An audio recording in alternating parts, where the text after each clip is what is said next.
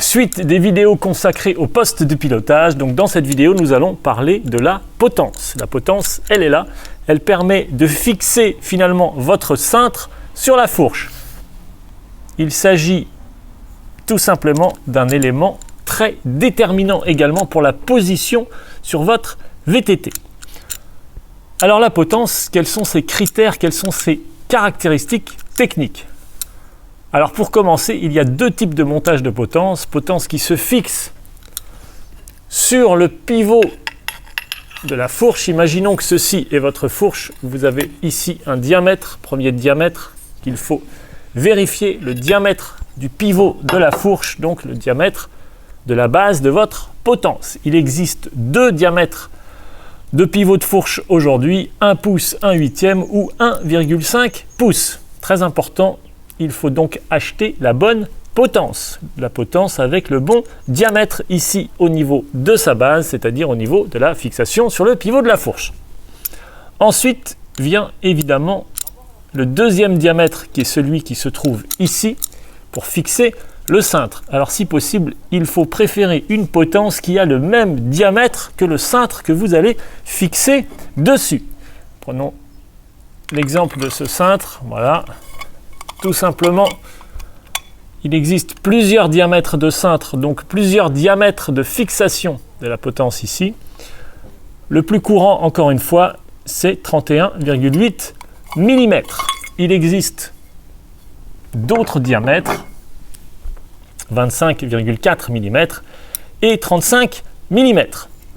Deux critères encore importants pour la potence, pour le choix de votre potence, la longueur de votre potence. Alors, plus la potence est longue, bien entendu, plus vous aurez une position allongée sur votre VTT. Vous pouvez trouver des potences qui mesurent 30 mm, 50 mm, 70 mm, ça va jusqu'à 120, 130, 150 mm.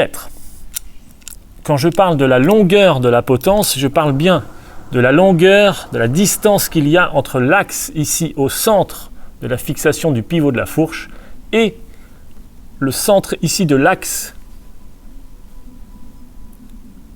du cintre. Il s'agit donc de cette distance ici en millimètres. En général, elle est également affichée, indiquée, renseignée sur la potence elle-même. Dernière caractéristique technique d'une potence, et ça c'est très important, c'est l'angle. La potence, lorsqu'elle est fixée ici sur le pivot de la fourche, elle est légèrement inclinée. Alors, elle est inclinée vers le haut, plus ou moins 2 degrés, 4 degrés, 12 degrés, ou elle est inclinée, si vous la renversez, inclinée vers le bas. Voilà. Tout dépend, encore une fois, de la position que vous souhaitez avoir sur votre VTT, allongée en avant, en arrière, vers le haut, vers le bas, en cross-country, en freeride, en all mountain, enduro.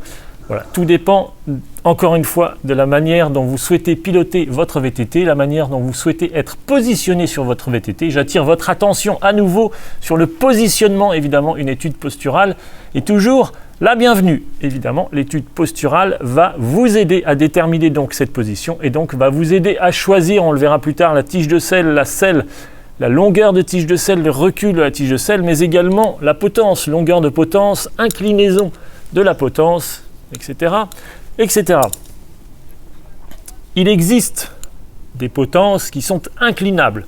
J'en ai une sur un vieux VTT Between qui permet tout simplement avec une vis, avec un écrou, de décider de l'orientation de la potence. Ça évite de changer de potence. Il s'agit tout simplement de choisir une inclinaison. Il existe également, vous l'avez vu sur un de mes VTT, avec une potence ajustable Specialized. La potence n'est pas inclinable, mais simplement il y a des bagues que l'on met à l'intérieur de la potence avec un angle plus 2, plus 4. Alors en fonction de l'inclinaison de départ, on peut rajouter plus 2, plus 4 degrés. Ça permet d'avoir une palette d'inclinaison en ayant acheté une seule potence.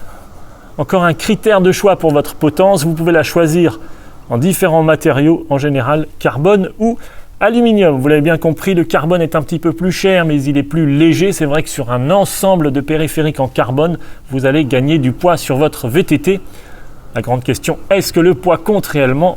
Question à laquelle je réponds dans une série de vidéos dédiées justement à cette question du poids de votre VTT.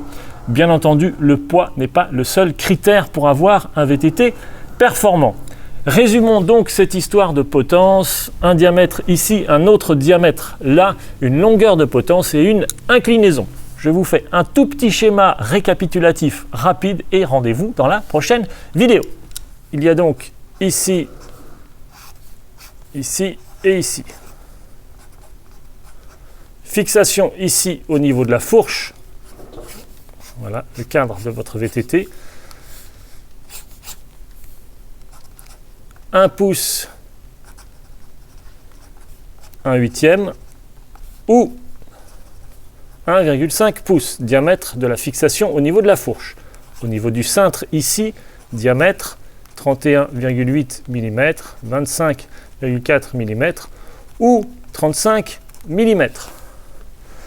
Il existe évidemment une mesure de longueur, donc la distance entre l'axe ici et l'axe ici, 70, 110, 50 mm. Reste l'inclinaison en degrés pour déterminer votre position sur votre VTT. 2 degrés, 4 degrés, 5 degrés, 7 degrés en positif vers le haut ou en négatif vers le bas. Rendez-vous dans la prochaine vidéo.